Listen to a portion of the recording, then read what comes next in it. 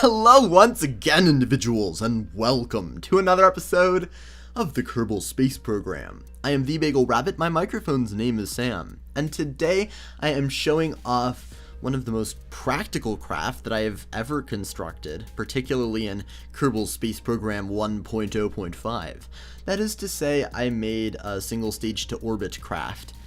It's nice. You can take a Kerbal up to orbit and you can take him back. It doesn't do more than that. But keep in mind, most of my other craft are vastly less practical than even that, so let me show you how this works. Now I'm going to start off by controlling from this remote guidance unit on the front.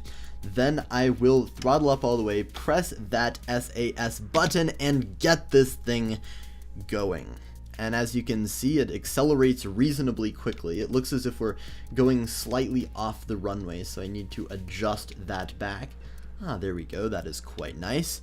And at about 150 meters per second, we will be able to get this thing up into the air, destination space. And see, here we are, just gently getting ourselves into the air. I can put in the gear. And then it's just a matter of waiting. I mean, I can actually time warp up a little bit. I'm just going up at 30 degrees. Really, no matter what ascent profile you use, it'll probably get to orbit unless you do something really wrong, which there's the distinct chance that I will do. I mean, I don't have much experience with this sort of thing. So we are at about 400 meters per second now, coming up on 10 kilometers in altitude, getting some lovely Mach effects, and we can also see that island runway in the distance. And in the time that it took for me to say those words, we have gotten up to nearly 600 meters per second. Yes, in the rarefied upper atmosphere, we are picking up speed quite quickly, 700 meters per second, 800 meters per second in just a couple of seconds. And that does lead to a problem, namely that this nose cone in front begins to overheat. Now, there are a couple of ways of dealing with this. There's actually a radiator panel that it is attached to that is almost completely hidden. It's right here. And so as a result, if you let off the throttle for just a couple of seconds, it'll begin transferring heat into that panel. And so you will be temporarily okay for a little bit longer. Yes, you can see that this thing is beginning to get that heating bar. However, as long as you pilot it reasonably sensibly, which again is not something that I'm very good at, you should be okay with it not overheating during ascent. And as you can see, that's gone away. Now, we are beginning to lose speed now, so I'm going to toggle the mode of this Rapier engine to closed cycle, and then it's just a matter of pitching up to 20 degrees and waiting until we reach space. I'm going to also throttle down a little bit because I am worried about that nose cone overheating, and right on cue, there's the nose cone overheat thing. So this thing also has a Juno basic jet engine on the back, which is something that you may have noticed. It was an interesting design choice. I did it to minimize drag and to provide just that little extra boost of thrust during the beginning of ascent. But I mean, really the biggest reason why I did it that way was more or less just because it provided better smoke during takeoff than the Rapier engine did. The Rapier engine is great, but it doesn't offer much smoke, so the Juno engine compensated for that.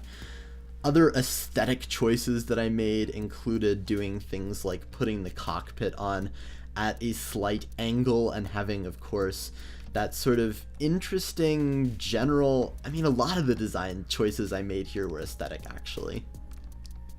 Which is not really how you should make your single stage to orbit craft, but you know what? It's alright.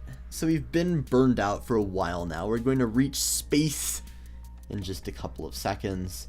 And now that we are at 75, 76 kilometers in altitude, I can speed up time until we are at the apoapsis, and then I can burn. Now this is one of the less efficient ascents that I have made, but I still do think that we will have enough oxidizer, which is really the main determining factor, to get into orbit and back.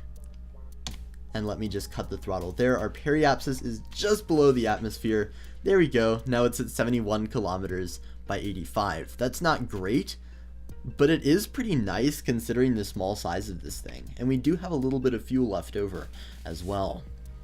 So here we are, pointed retrograde.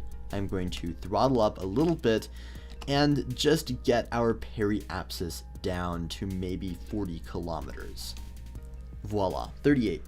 38 is fine. It's almost 39 anyway. And once that has been done, I can just gradually get this thing down for landing, I guess. I mean, the thing that is really required for this is deploying the air brakes. Without the air brakes, you are nearly doomed. So be sure to deploy those at the very top of the atmosphere and just keep them deployed until you're at about 1,000 meters per second. And I'm going to just turn the SAS off and wait for this thing to rotate over in the correct direction and then turn the SAS back on. So we are now screaming through the atmosphere at 2.3 kilometers per second, but fortunately enough, that will slow down in a bit. Bill, by the way, is looking like incredibly happy, almost absurdly happy. Oh, and if you want to see something more of this craft, because I know that Fraps has a terrible time recording dark stuff, I'm just going to turn on the cockpit light for the fun of it. So that little change of camera means that we are now on a irreversible landing trajectory. Our apoapsis and periapsis are both within the atmosphere, and we are beginning to slow down and also get a couple of little re-entry effects, which will of course get slightly larger as we descend. You may also notice that we have plenty of fuel left, 35 gallons of oxidizer and 133 of liquid fuel. This is great because if you do want to land somewhere precise, you can pilot yourself directly to that place, which is great.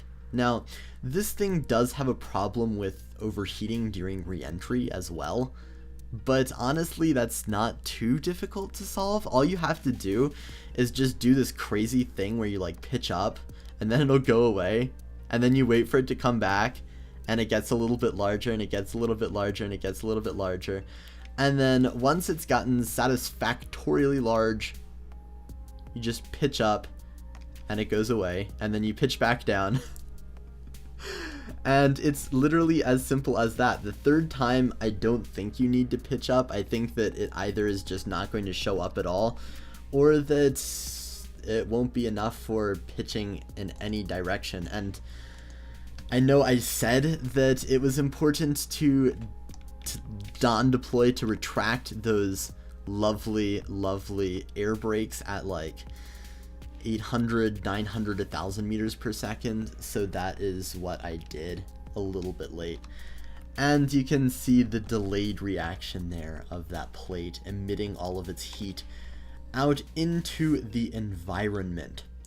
Now, I don't think that this is a great place to land. It's right in the middle of some largish mountains, and even though this thing is decent at landing, I don't want to land here. So I am going to go ahead and just toggle the mode of the Rapier engine back to air breathing, and then I will use it to fly to a more conducive spot. And there is a couple of minutes of flying afforded by this Rapier engine, but of course if you are coming down on a relatively nice place, you don't have to use it for landing, you can just glide down. And now we are losing our speed, so I'm going to need to, yes, there we go. Okay, that was as good of a landing as anyone could ask for in this terrain. We've landed at Kerbin. I was supposed to just press F2. Thank you very much for watching this terrible video. I hope that you enjoyed this crazy little craft. Have a wonderful day. Like, favorite, subscribe, and share, please. I will probably provide a craft file in the description. And I'll see you next time with another episode of the Kerbal Space Program. Peace.